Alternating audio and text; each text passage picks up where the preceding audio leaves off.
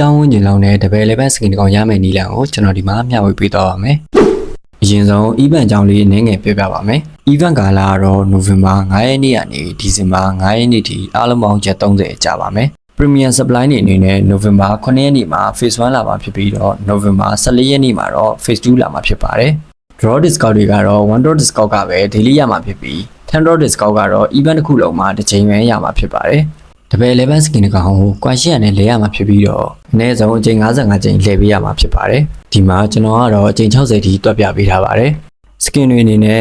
cushion, H-bound နဲ့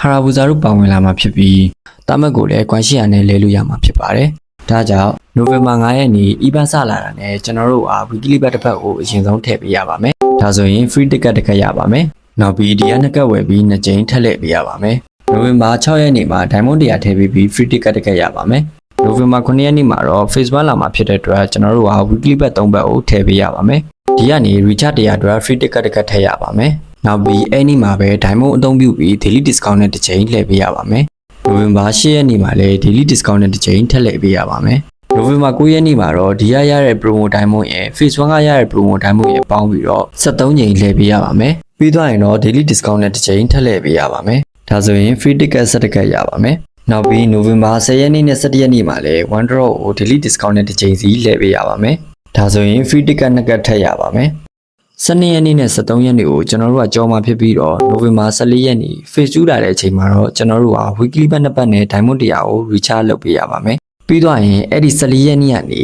18ရက်နေ့ထိ daily discount နဲ့1ရက်ကိုတစ်ချိန်9ရက်လှည့်ပေးရပါမယ်။ဒါဆိုရင်တော့ Phase 2အတွက် free ticket 7 ticket ရပါပြီ။နောက်ပြီး November 19 ရက်နေ့ကနေ November 23 ရက်နေ့ထိ daily discount နဲ့1ရက်ကိုတစ်ချိန်စီလှည့်သွားပေးရပါမယ်။ November 24 ရက်နေ့ကနေ November 29 ရက်နေ့ထိ Diamond လက်ကျန်တဲ့နေ့ရဲ့အတွက်ကျွန်တော်တို့ skip ပေးရမှာဖြစ်ပြီးတော့ November 28 ရက်နေ့ရောက်မှာ30ရက်နေ့ထိ daily discount နဲ့1ရက်ကိုတစ်ချိန်စီလှည့်သွားပေးရပါမယ်။ဒါဆိုရင်4000ဝန်းကျင်လောက်နဲ့တပယ်11 skin တစ်ကောင်ရပါပြီ။နောက်ပြီး Diamond ဝယ်ချင်တာပဲဖြစ်ဖြစ် gain ကောက်တွေရောင်းချင်ဝယ်ချင်တာပဲဖြစ်ဖြစ်ဈေးနှုန်းသက်သာစွာရောင်းချပေးနေတဲ့ကျွန်တော်ရဲ့ Telegram channel ကိုလာခဲ့လို့ရပါတယ်။ comment မှာလည်း Telegram link ကိုချပေးထားပါတယ်။